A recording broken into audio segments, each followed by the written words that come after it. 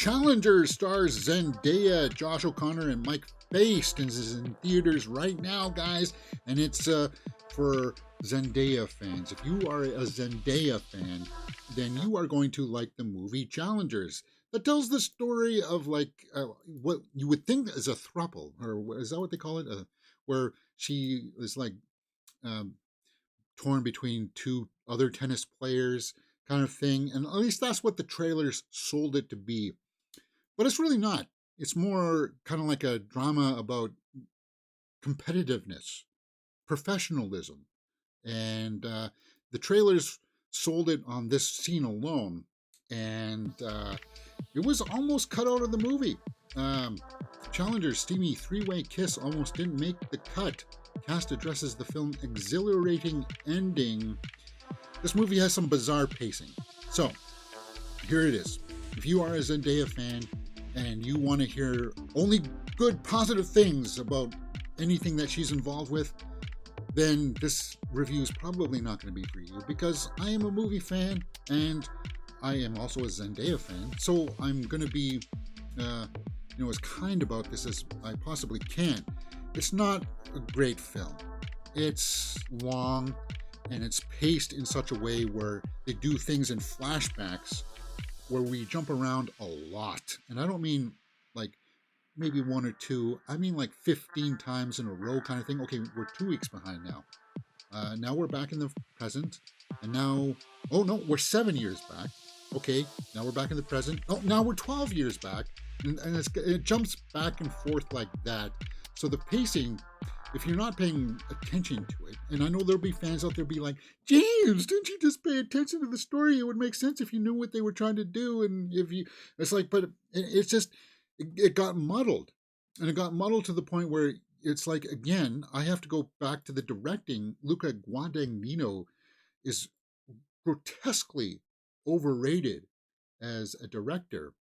And it shows. It shows in this movie because of that editing style. It gets sidetracked too many times from the main focus of the story, which is these three. You want to be with these three. And primarily you want to be with just two of them.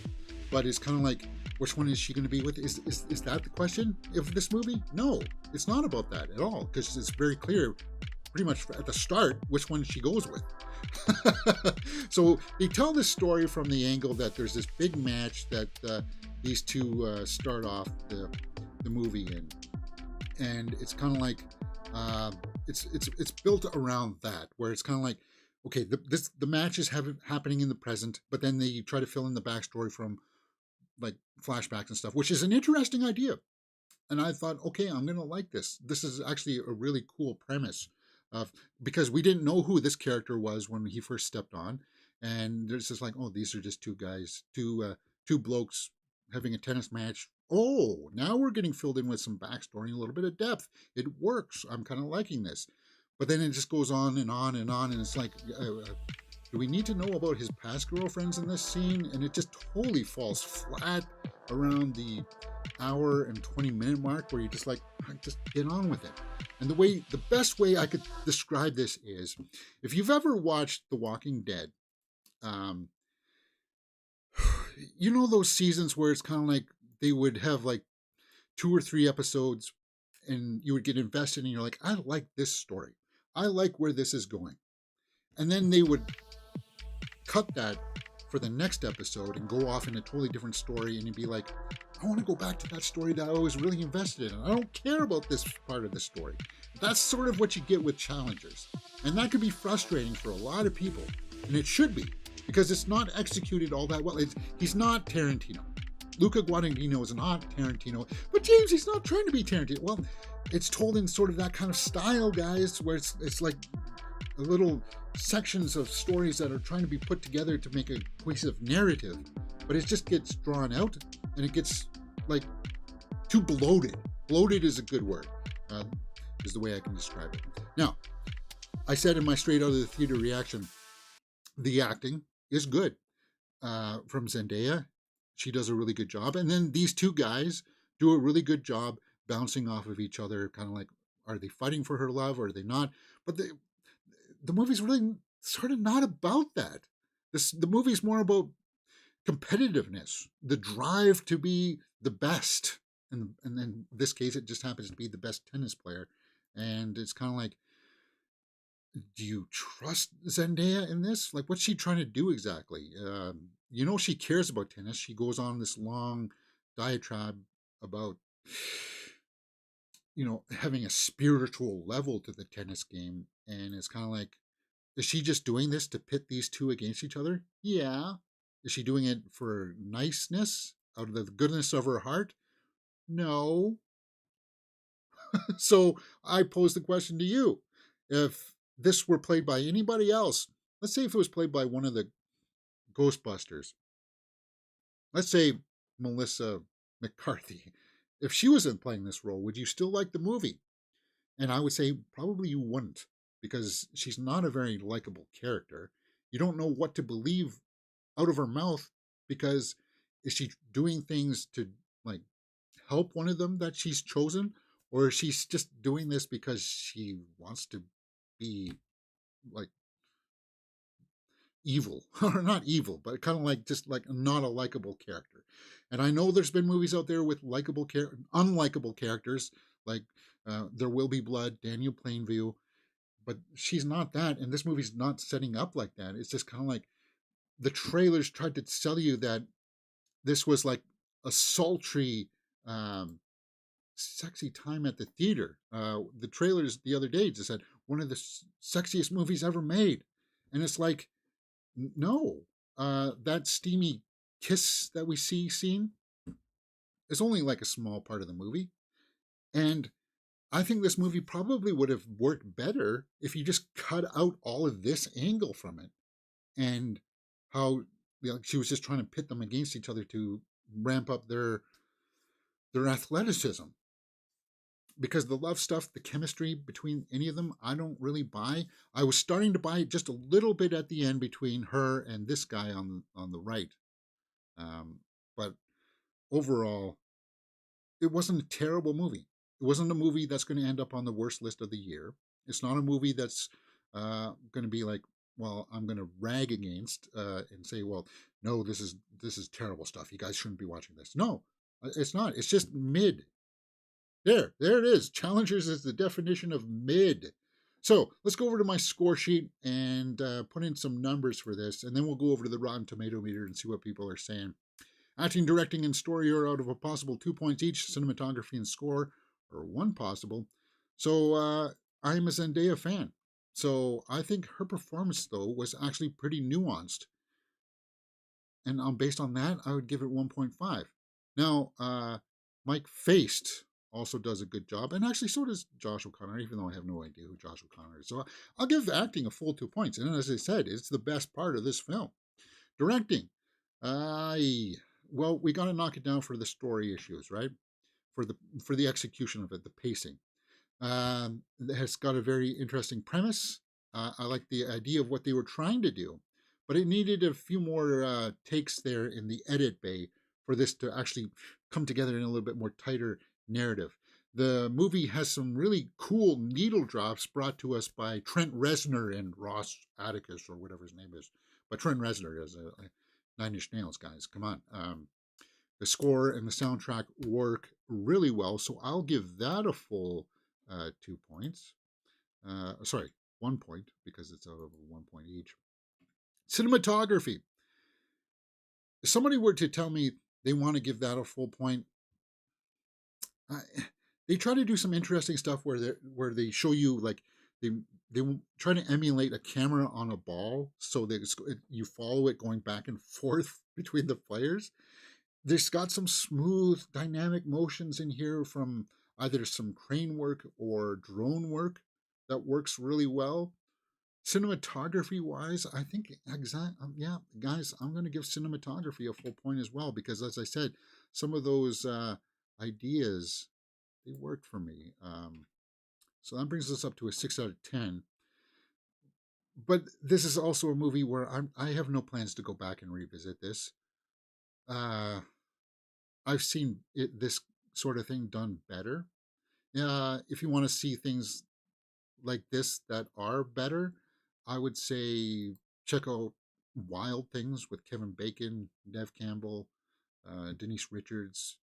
Um, yeah, check out something like that where they're dealing with like the interrelationship kind of stuff like that, and it's on that kind of caliber as well. That kind of like bad people doing terrible things to each other kind of thing, and that's what they were trying to do with that. With this, it's just it felt muted. It felt like they were pulling some punches. So let's go over to the tomato meter and see what people are saying about Challengers, and I'll see if I can round up my review here.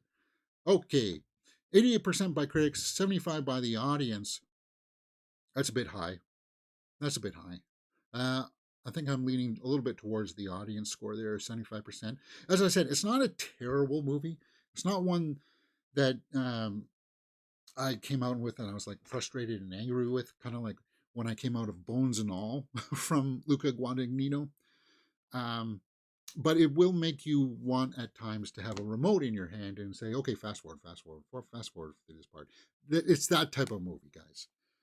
But as I said, if you're a Zendaya fan, then everything that I'm saying to you now is poison. You'll be like thumbs down, thumbs down. But what I'm saying is just, guys, because I'm a movie fan. I know storytelling. I know how pacing should work, kind of thing. And granted, I could say people could say, well, that's just the way that this style is, James. And I guess I could not argue too much against it. The only thing that I really have in the bag for my side of the arguments is that as I said, that it's trying to sell itself as this kind of sultry, sexy thing that it's not. It's not, guys. And I hate to tell you this, Luca Guadagnino, having people in in a locker room or in a sauna and having the guy come in and taking off his towel, standing there like that.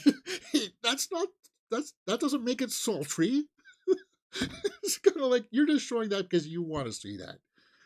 I I've spent my time in men's locker rooms, and you know what? We like you don't know the code. You don't look. You don't look at other guys. Eyes up. Anyway, that's just a minor thing. And I don't mean that. I'm sure somebody's going to twist that the wrong way, but whatever. Let's go down into the critics' snapshot reviews and see what people are saying about this. Oh yeah, I forgot that Tomato Meter changed its setup here. So as I said, most of the critics liked it. I saw Richard Roper here. Sweet, drenched, and emotionally bruising. Emotionally bruising is good. I like that because, as I said, they're really not treating each other well, and that stuff is the story that you want to see. Like, there's a great scene in a car, and it's raining outside, and they're calling out each other's BS. That's probably the best scene in the movie. But when you realize that, oh, I really like this scene, it doesn't. It just doesn't really jive with what they were setting up in the scene before, kind of thing. That's what I have problems with. So I hope I articulated that as well as I could. David Poland didn't like it, Hop on whether it was the script or the talent or the director. This movie is a lot more interested in pretty pictures and close ups of moist lips than it is in telling the actual feels emotionally and intellectually real. Um, well, as I said, it is stylized and it opens up with people sweating and stuff like whatever. They're just trying to set a tone there, so it didn't. That part didn't really bother me. But yeah, the locker room stuff and the sauna is like that's not. Uh, all right. The slow grind of the tennis play would not have looked as pedestrian if the romance angle had been played for heat or passion. Yeah, that's what that's what it was lacking. It was heat or passion. That's good because you didn't really believe that she liked any of them. You can understand that as a guy, guys like girls, like in like Zendaya is one of the most beautiful actresses working today, of course, and that's why I went and said, would you feel the same about this character if it was say Melissa McCarthy doing it or somebody else that you really didn't like? Um, People are giving it a pass because it's oh, well, it's Zendaya. I'm giving it a pass because it's Zendaya. Am I prejudiced for that? Maybe. Sue me. I just like her as an actress. I like to see her take big swings, and Challengers is a big swing, and I respect that. It just didn't work for me. It's mid tier. So, uh, while the critics were giving it an 88% and the audience is 75%, I think when I finish out my watchability factor of my movie review, it's going to put me up there, I think. Uh, Watchability factor, as I said, you're a Zendaya fan. If you're curious about the premise, you're going to want to watch it. But I don't want to revisit this. There's no scene in this other than that car scene, maybe, where I'm like, guys, I want to watch it again. Like, you know how like There Will Be Blood is like mineable. Like, you can mine that for memes. Right?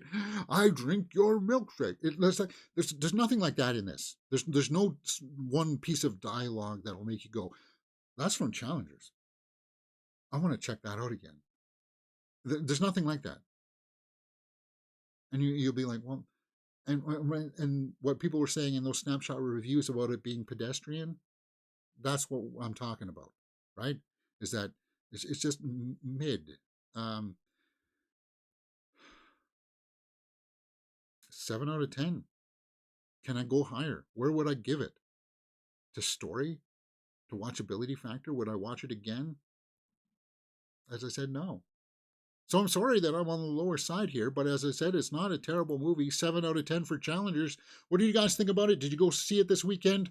If you are curious about it, let me know your thoughts in the comments below. Next, we are going to be talking about Boy Kills World, Bill Skarsgård in a zany actioner, like heavy martial arts and stunt work going on in this film from producer Sam Raimi. Him just unleashing fury on a whole bunch of people. Very interesting cinematography. Come join us for that. If you like this kind of stuff, guys, and you like talking about movies, come join us here on Mirror Domains, because on top of that, we do a movie news talk show where we talk about all the trending movie news headlines of the day. And it's live, so we do a lot of live here on the channel. And if that's your bag, come join us. I'd like to see you here, right here on Mirror Domains.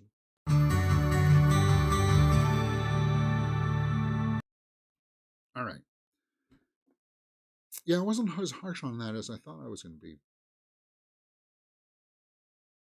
I cut out a lot of breaks.